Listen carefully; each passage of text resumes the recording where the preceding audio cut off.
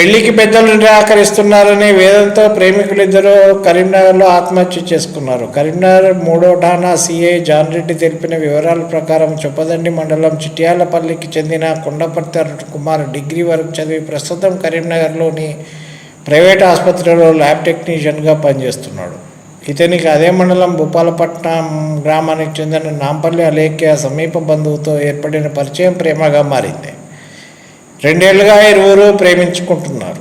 ఈ దశలోనే అలేఖ్యకు ఇంట్లో వేరే సంబంధాలు చూస్తుండడంతో ఉగాది తర్వాత వివాహం చేసేలా పెద్దలు నిశ్చయించారు. ప్రేమించిన యువకుడితో వివాహం జరగదని భావించిన ఆమె బుధవారం కరీంనగర్కు వచ్చింది. వావిలాలపల్లిలో అద్దె ఇంట్లో ఉంటున్న అరుణ్ కుమార్తో కలిసి పెళ్లి విషయమై చర్చించింది.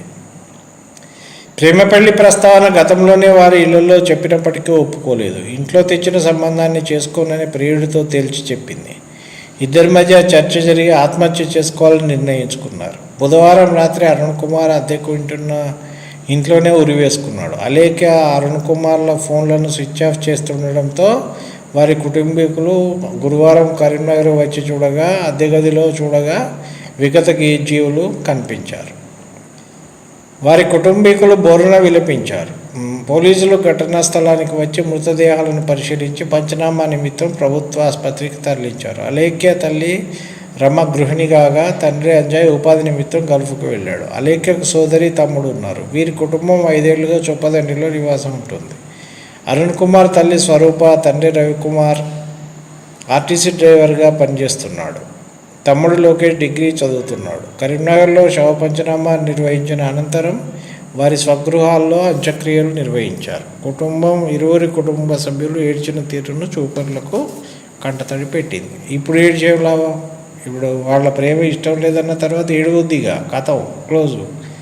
వాళ్ళు కూడా ధైర్యంగా విడిపోయి వేరే పెళ్ళిళ్ళు చేసుకోవాలి, కుటుంబాన్ని సాదుకోవాలి. ఉన్నది 24 ఏండ్లు 21 ఏండ్లు చాలా ఉన్నది జీవితం. ఏమున్నది అందులో?